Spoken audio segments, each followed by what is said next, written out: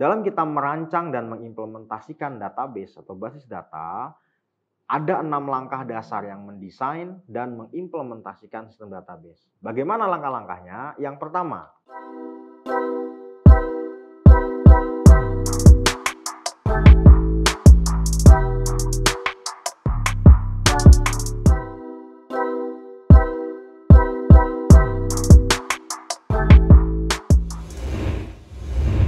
Assalamualaikum warahmatullahi wabarakatuh. Tabi pun bertemu kembali dengan saya Didi Darwis di channel Kuliah Teknokrat untuk mata kuliah Sistem Informasi Akuntansi. Pada pembahasan kali ini yang akan kita kaji adalah dasar bagaimana membuat model data dan desain database. Seperti yang kita ketahui, sistem informasi akuntansi itu nanti endingnya adalah bisa berupa aplikasi, berupa produk yang itu digunakan untuk mengelola data keuangan organisasi atau perusahaan, sehingga nanti perusahaan tersebut itu bisa menghasilkan suatu informasi yang memiliki value, kemudian bermanfaat dalam proses pengambilan keputusan.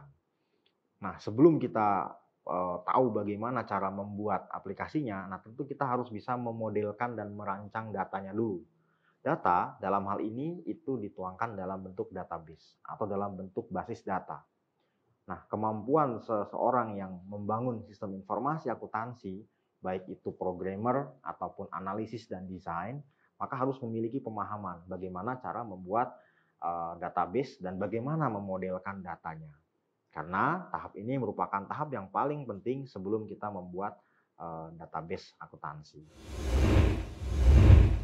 Nah, bagaimana kita itu dapat mendokumentasikan sistem informasi akuntansi yang diimplementasikan sebagai database relasional.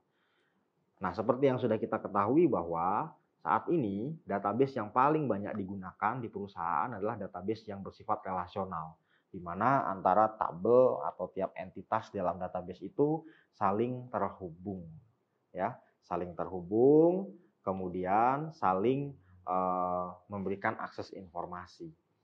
Nah, tentunya database-database yang relasional inilah yang nantinya akan kita gunakan dalam pengembangan aplikasi sistem informasi akuntansi. Contoh dari aplikasi database yang bersifat relasional adalah MySQL, Microsoft Access, SQL Server, Oracle, ya. Itu merupakan contoh dari relational database atau database relasional. Nah, pada pembahasan kali ini juga kita akan membahas tentang bagaimana cara mendesain dan mendokumentasikan database relasional untuk keperluan sistem informasi akuntansi. Nah, dengan apa kita membuat pemodelan datanya? Nah, tentunya kita yang sudah belajar sistem basis data atau mempelajari tentang database, kita pernah mempelajari tentang apa itu yang dinamakan dengan ERD atau Entity Relationship Diagram, di mana memodelkan setiap entitas ini akan saling terhubung ke entitas yang mana saja, atau nanti entitas itu ketika ditransformasikan ke dalam database, dia akan menjadi tabel-tabel yang membentuk, kemudian tabel tersebut akan saling berelasi atau saling berhubungan. Nah, di dalam sistem informasi akuntansi, itu ERD dimodelkan dengan konsep REI atau kepanjangan dari Resource, Event, dan Agent.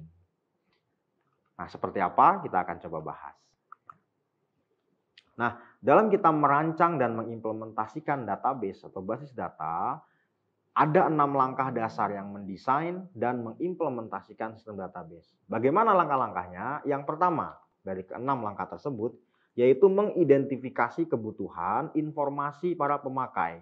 Nah, ini merupakan tahapan yang paling penting ketika kita mau melakukan pemodelan data atau merancang database. Pahami kebutuhan user, pahami apa yang mereka inginkan, kemudian dari apa yang mereka butuhkan itu kita coba tuangkan dalam bentuk pemodelan data. Misalkan sebagai contoh, sistem informasi persediaan, ya, contoh yang mau kita bahas nih, misalkan sistem informasi akuntansi persediaan atau sistem persediaan. Nah, maka kita harus melakukan observasi, ya, lebih mendalam, misalkan dengan cara wawancara, kemudian melakukan tinjauan langsung ke sana untuk melihat bagaimana prosesnya. sehingga apa yang mereka butuhkan itu bisa kita penuhi. Nah, menerjemahkan apa yang mereka butuhkan sebelum itu jadi sebuah aplikasi, maka harus kita buatkan dulu model datanya. Kalau sistem informasi persediaan, misalkan kebutuhan informasinya bagi para pemakai adalah informasi tentang persediaan, informasi tentang harga pokok penjualan, kemudian informasi tentang barang masuk, informasi tentang barang keluar, dan informasi-informasi lainnya. Nah, informasi tersebut akan menjadi suatu kebutuhan, lalu kita buatkan modelnya. Nah, modelnya itu nanti kita bisa buatkan dengan metode REI atau Resource Event Agent yang dituangkan dalam bentuk Entity Relationship Diagram ya atau ERD. Nah, yang kedua, setelah kita sudah menentukan kebutuhan informasi apa yang akan digunakan oleh user atau yang akan diolah sama si user atau pemakai, maka yang kedua yaitu terdiri dari perencanaan awal untuk menetapkan kebutuhan dan kelayakan pengembangan sistem yang baru. Nah, di tahap inilah kita memutuskan apakah yang dibutuhkan oleh user itu layak untuk dikembangkan. Nah, supaya nanti aplikasi yang kita buat itu tentunya tidak mubazir atau aplikasi yang sudah jadi kemudian tidak digunakan. Kenapa? Ya karena kebutuhan user itu tidak sesuai dengan apa yang dibuat. Nah, sehingga disinilah kita akan memutuskan apakah aplikasi ini ya atau rancangan database ini untuk aplikasi SIA itu bisa dilanjutkan atau tidak. Nah, kalau misalkan bisa dilanjutkan, maka buatkan kelayakan pengembangan sistem baru. Ya. Nah, tahap yang ketiga adalah mengembangkan berbagai skema yang berbeda untuk sistem yang baru pada tingkat konseptual, eksternal, dan internal.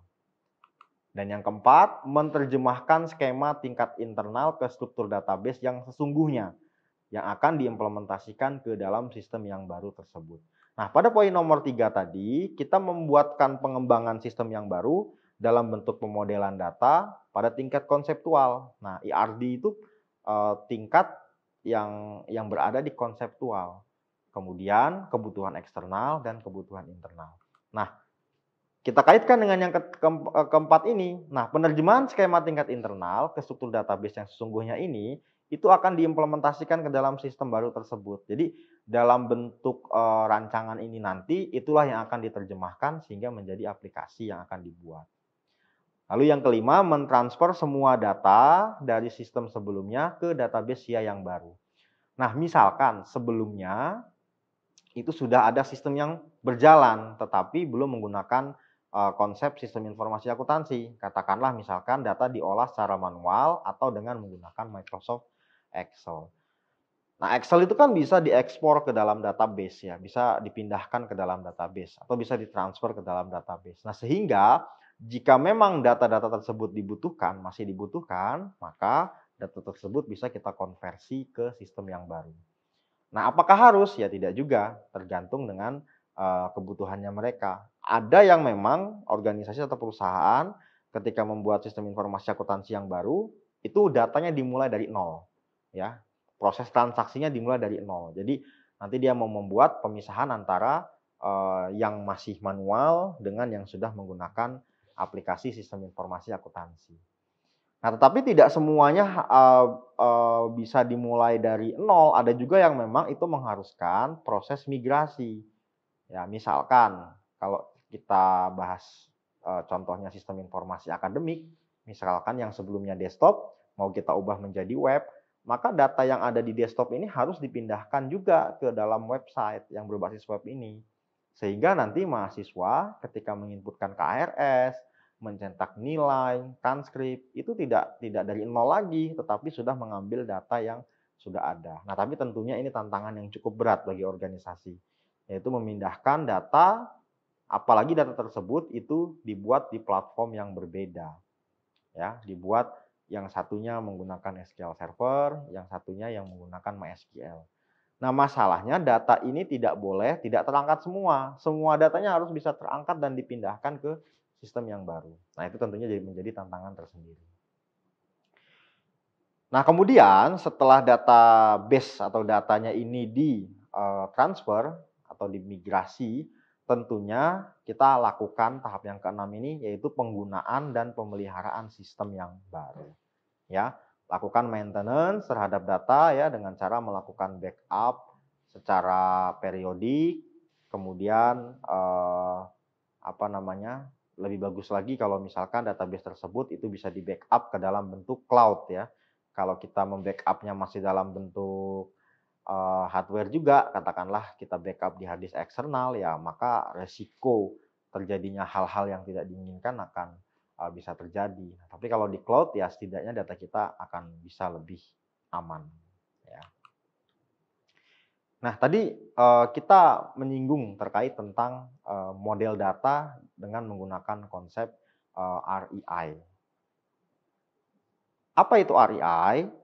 REI ini merupakan sebuah framework akuntansi untuk memodelkan resource, ya. Resource berarti sumber daya, kemudian event, ya, event atau kejadian atau suatu prosedur atau kegiatan-kegiatan dalam operasional, kemudian agent, ya, atau orang-orang yang berada di sekitarnya, yang itu penting dalam suatu organisasi dan membuat garis hubungan atau keterkaitan di antara ketiganya. Jadi dalam model data menggunakan REI ini memungkinkan antara resource, event, sama agent itu harus bisa saling keterhubungan. Nah, kita gambarkan bagaimana keterhubungannya ini tadi. Ya, bentuknya itu hampir sama seperti ERD ya, Entity Relationship Diagram.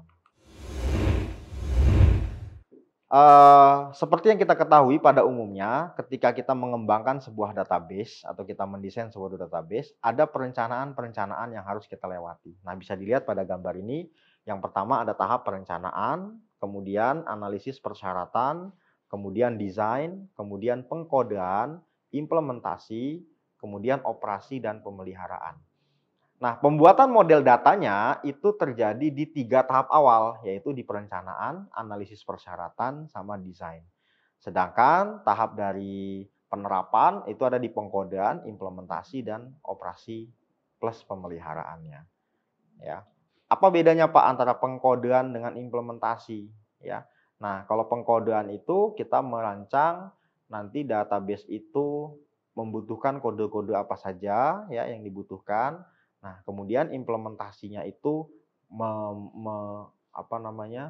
mencangkup tentang bagaimana database itu diuji ya atau proses pengujian. Model data dalam REI ini yaitu memberikan struktur dalam 2 cara. Yang pertama, mengidentifikasi entitas apa yang seharusnya dimasukkan ke dalam database. Jadi, entitas-entitas apa saja yang akan dimasukkan dalam database, atau cara yang kedua, yaitu menentukan bagaimana membuat struktur antar entitas dalam database ya tersebut. Nah, model ini bisa dipilih salah satu ya. Yang caranya tadi mengidentifikasi entitas apa saja. Nah, entitas ini merupakan terjemahan dari resource, event, dan agent tadi. Ya, apa saja yang akan masuk. Nah, apa itu entitas? Tadi kita berbicara tentang entitas dalam database ya.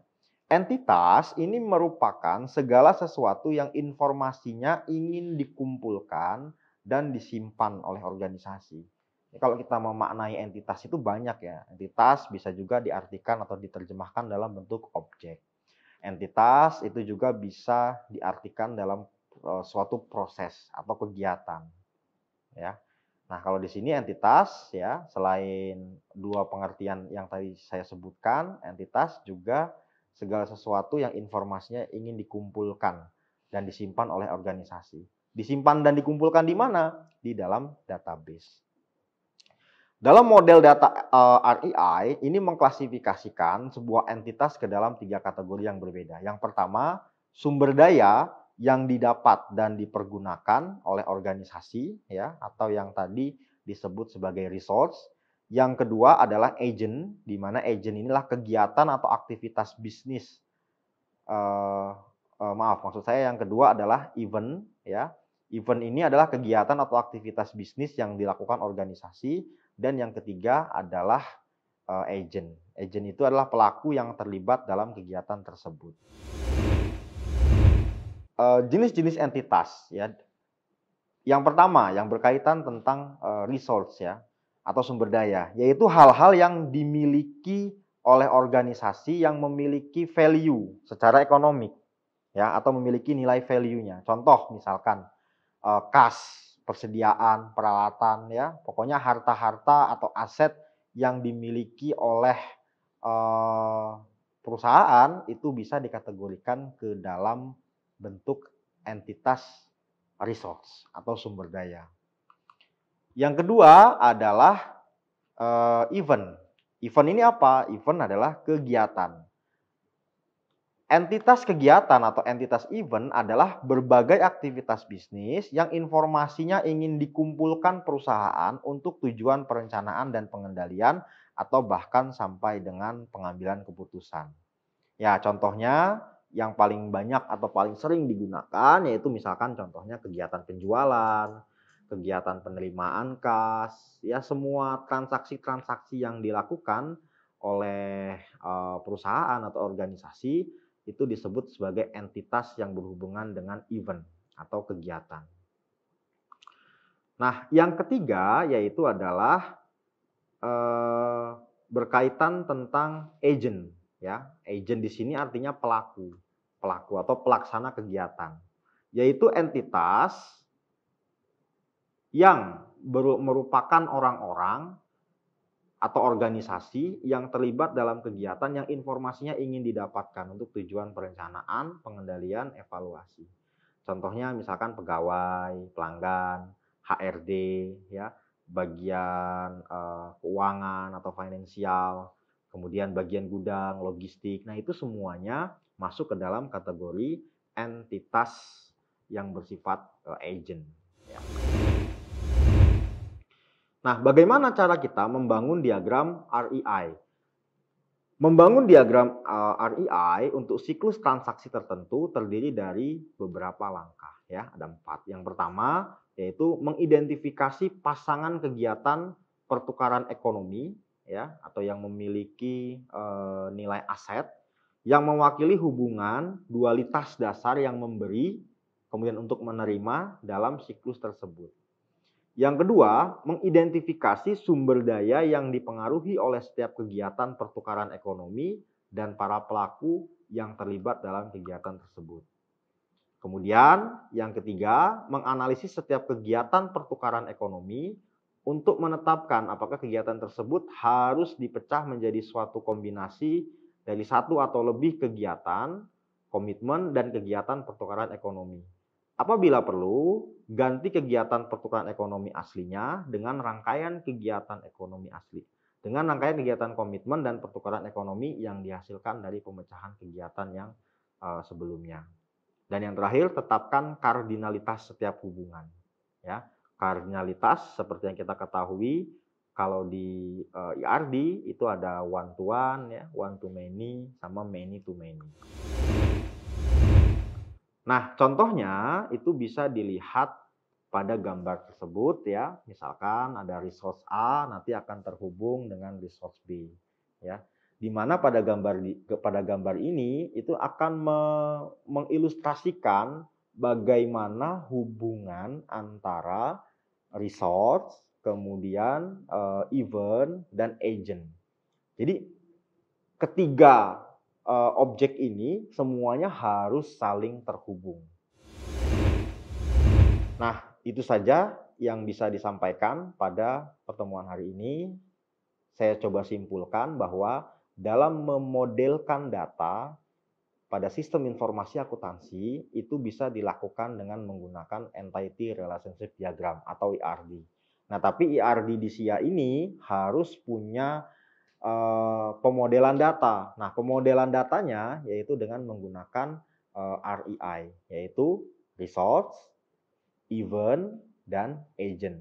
Di mana resource ini adalah semua sumber daya yang dimiliki oleh organisasi, terutama yang berhubungan dengan aset.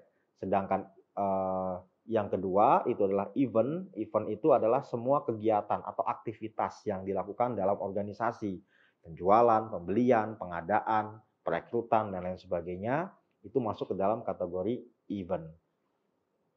Kemudian yang ketiga adalah agent. Nah, agent ini adalah pelakunya atau bagian atau orang yang mengelola resource dan yang mengelola event tadi, ya, atau aktor di dalam sebuah event. Nah, di mana pemodelan REI ini harus saling terhubung, dikolaborasikan. Nah, inilah yang membedakan antara sistem informasi akuntansi dengan sistem informasi yang lainnya. Terima kasih, sampai bertemu kembali di video berikutnya. Saya akhiri, wassalamualaikum warahmatullahi wabarakatuh. Terima kasih sudah menyaksikan video pembelajaran ini. Jangan lupa like, komen dan subscribe, serta nyalakan tanda loncengnya agar kalian tidak ketinggalan informasi update lainnya.